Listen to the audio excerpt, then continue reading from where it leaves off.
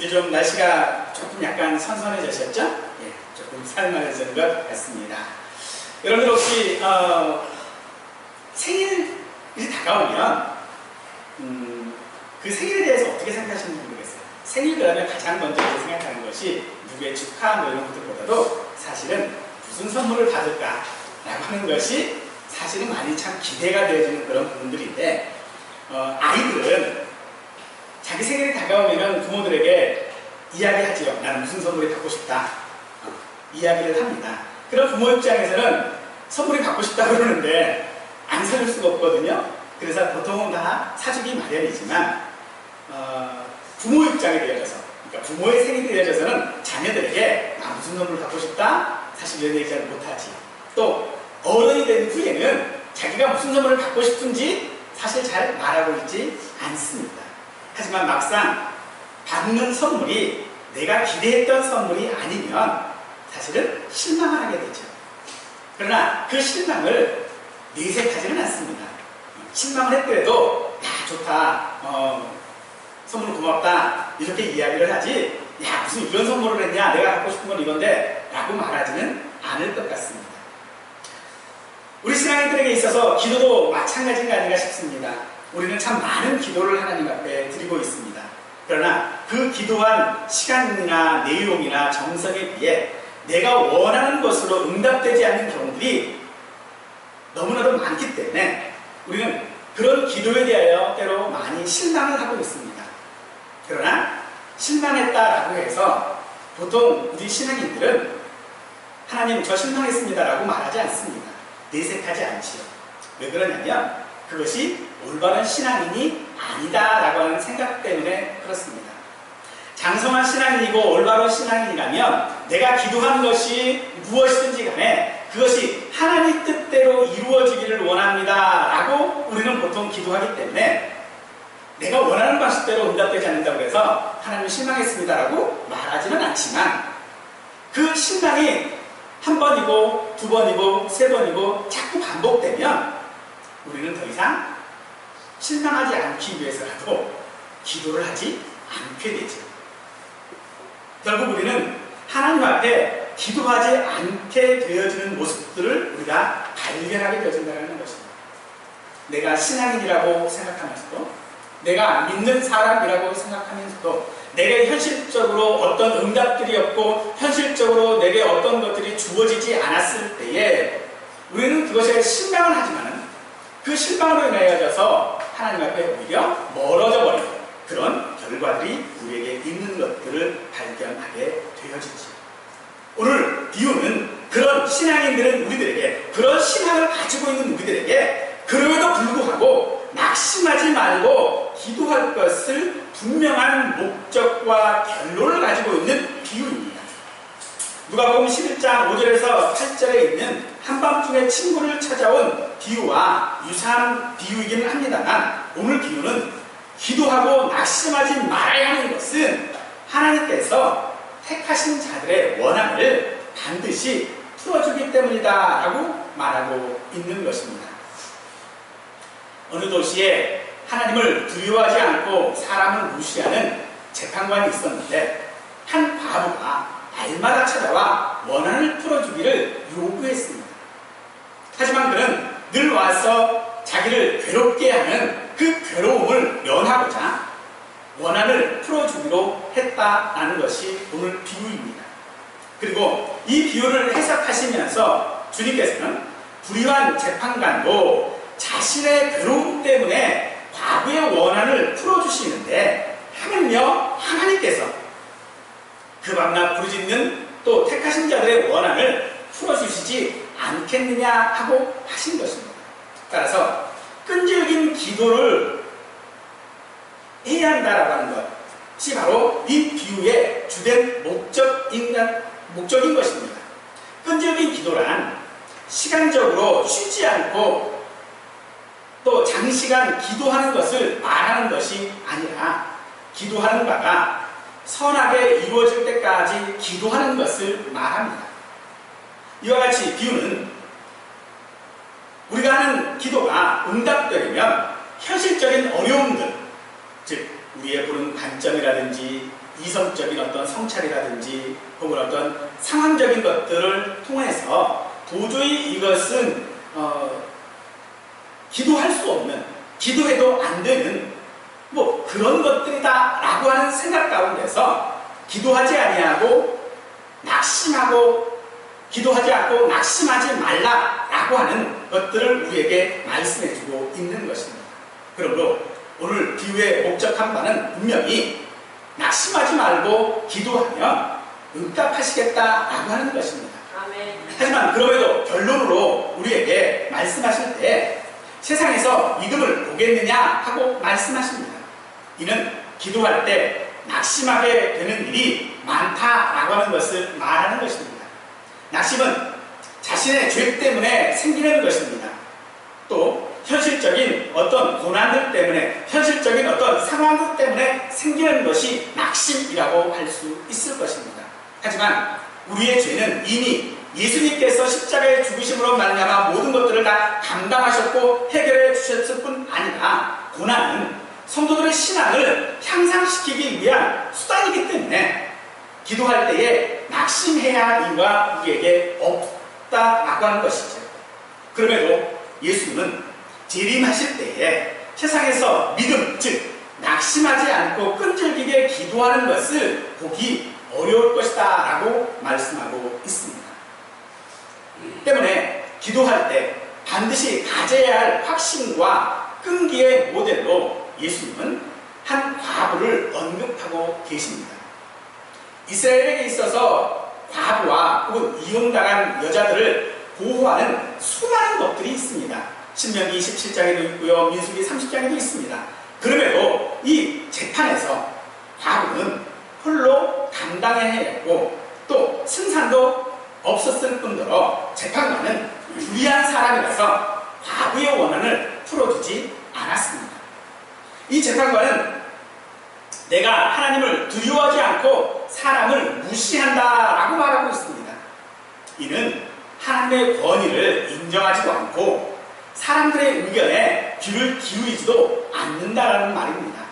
보통 이스라엘에서의 재판은 과부를 보호하려고 하는 율법 때문에 늘 하나님을 생각하고 또 청구자의 처지를 봐가면서 판결하는 것이 보통입니다만 오늘 이 비유에서는 이 두 가지가 다 무시되고 있습니다.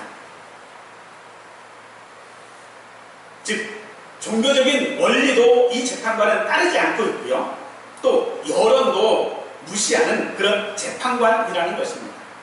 그러므로 이 과부에게 있어서 유일한 카드는 날마다 호소하는 것 뿐이었습니다. 그러므로 항상 기도해야 한다라고 하는 것을 응답이 분명히 하나님께 드러나기 전까지는 끈질기게 기도해야 된다. 이것이 바로 진정한 기도다라고 하는 것을 우리에게 말씀하고 있는 것이죠.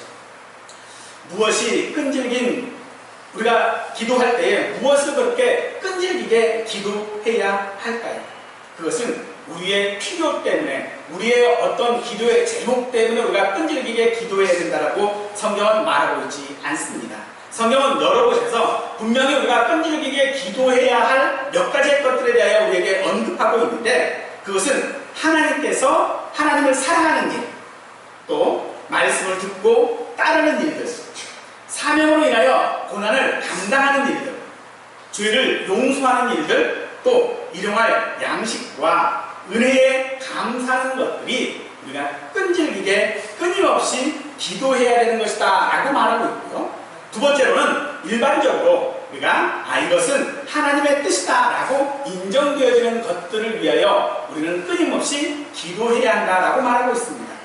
하나님의 뜻이라고 인정되어지는 것이라고 한다면 우리가 물질을 선용하는 것이라든지 혹은 공의를 행하는 것이라든지 혹은 국가와 위정자들을 위하여 기도하는 일이라든지 혹은 병자들의 치유를 위하여 우리가 함께 기도하는 일들 같은 도덕적이고 윤리적으로 옳다고 생각되는 일들을 위하여 우리는 끊임없이 기도해야 한다라고 말씀하고 있는 것입니다. 그렇게 끈질기게 계속하여 기도하면 그들에게 오래 참으시겠느냐 하고 말씀하십니다. 이 말씀은 긍정적인 의미로서 실현하여 주시는 것들을 속히 하시겠다라고 하는 것들을 우리에게 말하고 있습니다. 그래서 8절에서 속히 그 원한을 풀어주리라 라고 확인하고 있는 것입니다.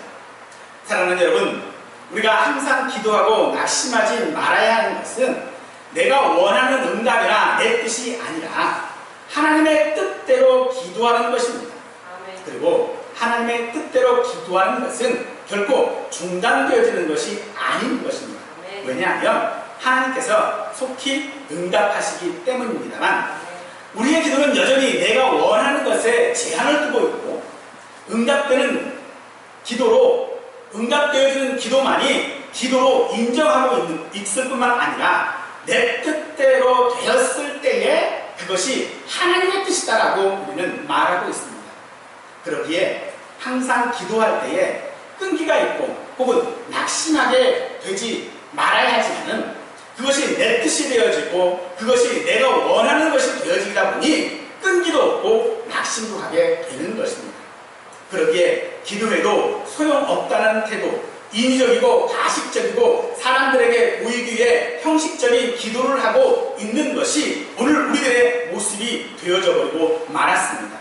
이 모습이 어느 특정한 사람들에게 해당된다라고 생각하지 마시고 오늘 이 말씀이 오늘 이 모습이 내 모습이다라고 생각하시기 바랍니다.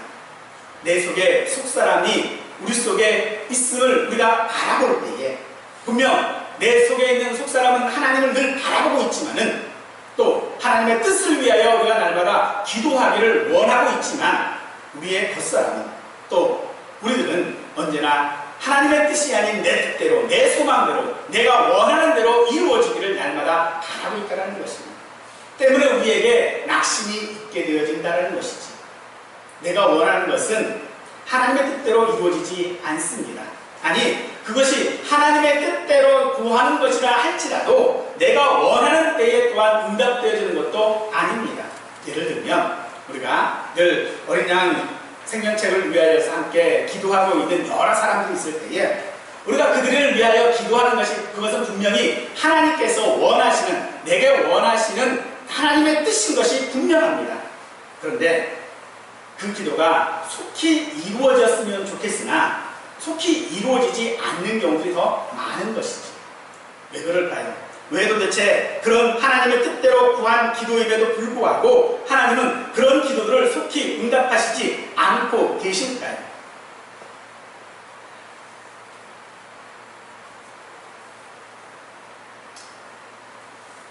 바로 그런 모습 속에서 우리는 우리의 실망된 모습들을 보게 되어집니다. 그런데 그 실망된 모습들, 그것은 마치 내가 실망하지 않은 것처럼 우리가 행동하는 우리들을 발견하기는 어렵지 않을 것입니다. 항상 기도하지 않고 또 낙심하고 있는 우리에게 주님은 오늘 재판관의 말을 들으라고 말씀하고 있습니다. 이 과부가 나를 번거롭게 하니 내가 그 원한을 풀어주리라. 이것은 무슨 의미인지 한번 생각해 보십시다. 재판관도 끈질긴 요청에 귀찮아서라도 들어주시는데 하물며 하나님께서 그 밤낮 부르짖는 택하신 자들의 원한을 풀어주시지 않겠느냐라고 말씀하고 있는 것입니다. 고난당하는 자들을 신원하여 주시고 궁핍한 자들에게 공의를 베푸시고 하나님의 자비로우심을 강조하고 있는 그런 말씀이기도 한 것입니다. 사실 재판관과 이 과부는요 어떤 사회적인 관계도 없습니다. 종교적인 관계도 없습니다. 생판남인 것입니다. 모르는 사람입니다. 그럼에도 원한을 풀어주는데 하나님과 우리는 어떤 관계에 있습니까?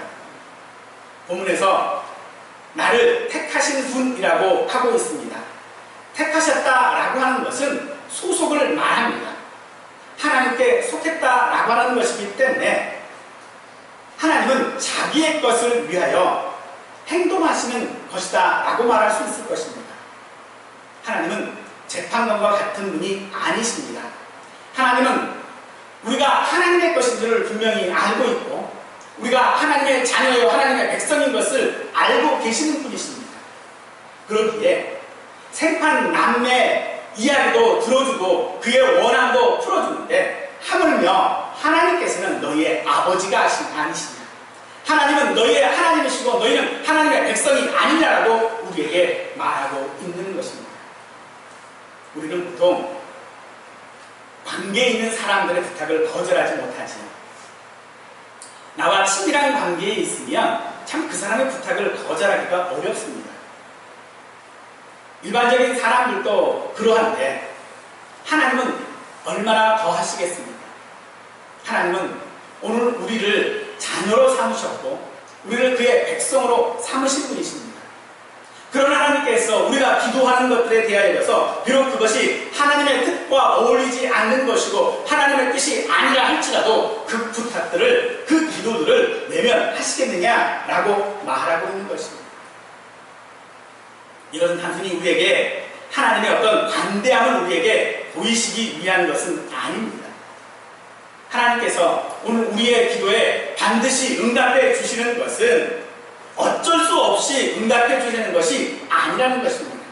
그분은 우리의 기도를 들으시고 계십니다. 밤낮 부르짖는 그 기도를 들으시기 때문에 그러므로 현재 우리가 살고 있고 또 이렇게 살아가고 있는 우리들이 진심과 열심으로 기도할 때에 하나님은 기쁨으로써 그들의 고난과 괴로움들을 헤아리시고 적절한 때에 섭리하시고 또 그 기도를 응답하여 주신다라고 하는 것들을 사랑하는 성도 여러분 반드시 믿으시기 바랍니다. 골로새서 4장 2절에서 기도를 계속하고 기도에 감사함으로 깨어있으라 라고 우리에게 말씀해주고 있습니다. 우리가 계속 기도해야 된다는 것을 다시 한번 확인시키고 있습니다. 하지만 기도할 때에 확신이 없고 혹은 기도하는 힘이 계속해서 약하여진다면 사실 그 기도는 더 이상 하지 않는 것이 좋을 것입니다. 하지만 그 기도에 들어주시지 않는다라고 하는 것 때문에 기도하지 말라라고 하는 것이 아니라 지금은 때가 아니기 때문에 그럴 수 있다는 것입니다. 예수님께서는 비유를 마무리하시면서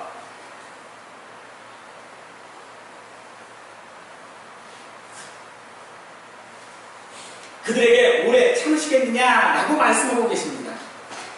그들에게 오래 참으시겠느냐? 그들이 누구입니까? 하나님의 자녀들이요 하나님 앞에 밤낮 부르짖는 자들인 것입니다. 그 기도에 대하여 하나님께서는 분명히 응답해 주시는데 그 응답의 확신이 우리에게 없을 수 있습니다. 왜냐하면 이것이 하나님의 뜻이 아닌 것을 내가 알기 때문에 그렇죠.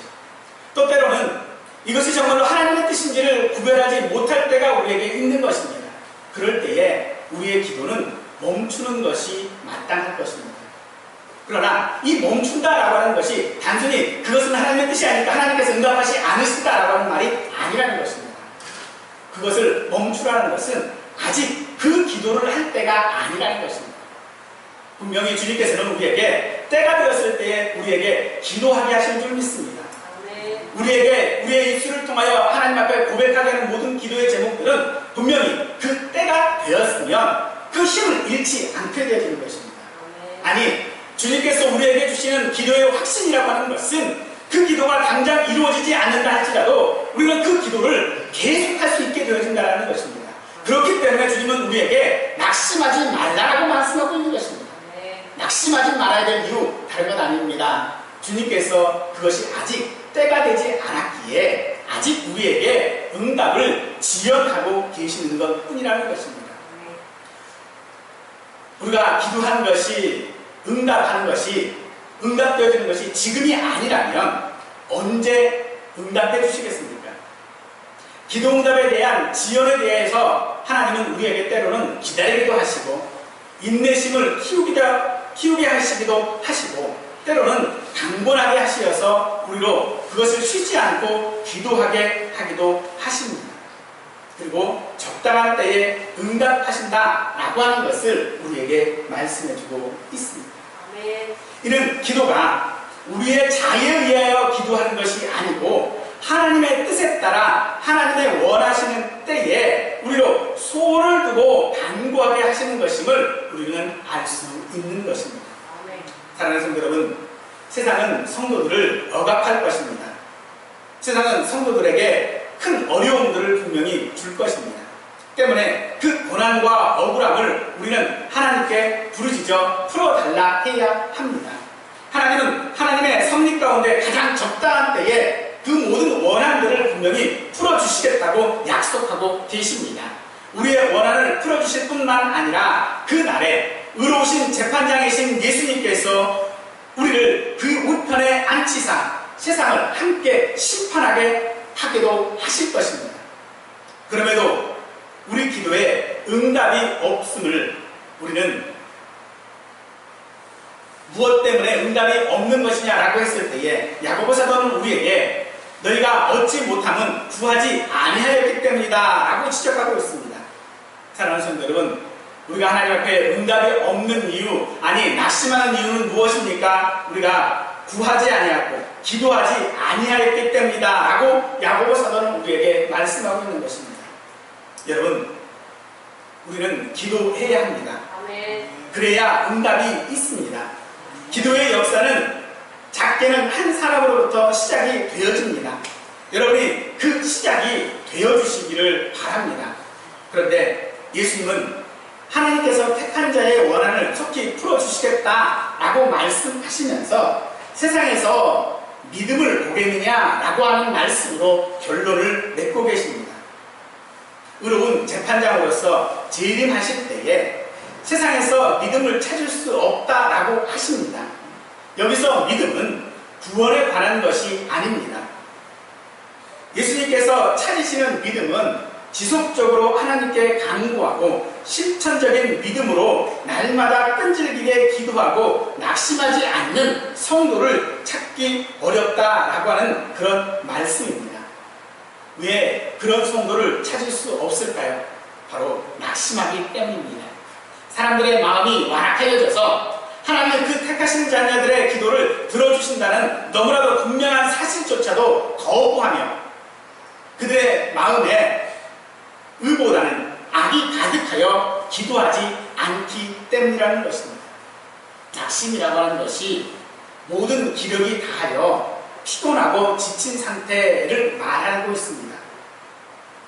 우리는 분명 기도할 때에 모든 기력을 다 했습니까? 내가 할 수 있는 모든 일들을 다 하고 기도했습니까? 사실 그러지 않습니다. 그러나 그렇기에 우리의 낙심은 낙심이 아닐 수 있는 것입니다. 사랑하는 성도 여러분, 우리는 세상 가운데 살아갈 때에 세상은 점점 우리를 어렵게 만들 것입니다. 점점 전도가 힘들어지는 것일 것이고 또 교회에는 젊은이들이 사라지고 고령화가 되어질 것입니다.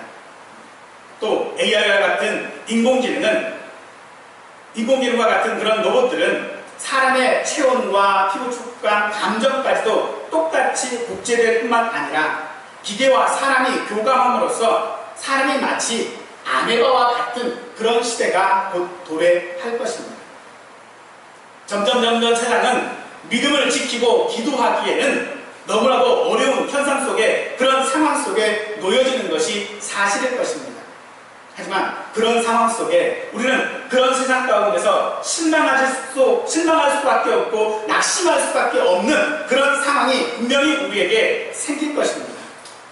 그런데 주님은 우리가 세상을 맡고 있는 우리들에게 말씀하실 때에 그래도 실망하지 말고 낙심하지 말라라고 말씀하시면서 기도를 우리에게 계속하기를 원하고 계십니다. 아멘. 그런 시대에도 날마다 쉬지 않고 기도할 수 있으며 낙심하지 않을 수 있느냐라고 우리에게 말씀하고 있는 것입니다. 그럼에도 주님이 오늘 비유를 통하여져서 그런데도 그런 시대에 그런 상황에서도 우리 앞에 놓인 그런 현실적인 문제 속에서도 실망하지 말고 기도하라고 하고 계십니다. 사랑하는 성도 여러분, 우리가 믿음 생활하면서 실망하고 낙심하는 일들 정말로 너무나도 많이 있습니다. 그런데 그런 실망으로 인하여져서 더 이상 기도하지 않는 일들을 하지 찾지 않는, 기도하지 않는 그런 일들이 우리에게 없었으면 좋겠습니다. 참으로 우리는 기도를 계속 해야 됩니다. 왜냐하면 분명히 주님은 우리의 기도를 응답하시기 때문에 그렇습니다. 야고보 사도는 우리에게 마지막으로 말씀하실 때에 그러므로 너희 죄를 서로 고백하며 병 낫기를 위하여 서로 기도하라. 의인의 간구는 역사하는 힘이 큼이니라 라고 하고 있습니다. 그렇습니다. 우리는 의인입니다. 우리의 공로가 아닌 하나님의 은혜로 우리는 예수님의 보혈을 통하여 의인이 된 사람들입니다. 그 의인 한 사람의 기도는 힘이 있습니다. 그것은 결코 작은 힘이 아닙니다. 여러분, 기도해야 할 제목이 우리에게 있습니까? 그럼 기도하십시오. 그러면 의롭다고 우리에게 인정하시는 하나님께서 우리의 모든 기도에 속히 응답하여 주실 것입니다. 의인의 간구는 역사하는 힘이 크다라고 말씀하고 있습니다. 분명 그것은 어떤 다른 사람들을 말하고 있는 것이 아니라 오늘 하나님 앞에 소원을 가지고 기도하고 있는 그 사람을 들어 의인이라고 말씀하고 있는 것입니다. 사랑하는 성도 여러분, 오늘 여러분들이 하나님 앞에 기도한다면 그것이 여러분이 의인이라고 하는 증거요. 또 여러분이 그렇게 의인으로서 기도한다면 하나님이 반드시 여러분의 기도에 응답하여 주실 줄을 믿고 또 하루도 쉬지 아니하고 날마다 하나님 앞에 기도하는 저와 우리 모든 성도들이 되시기를 간절히 축원드리겠습니다.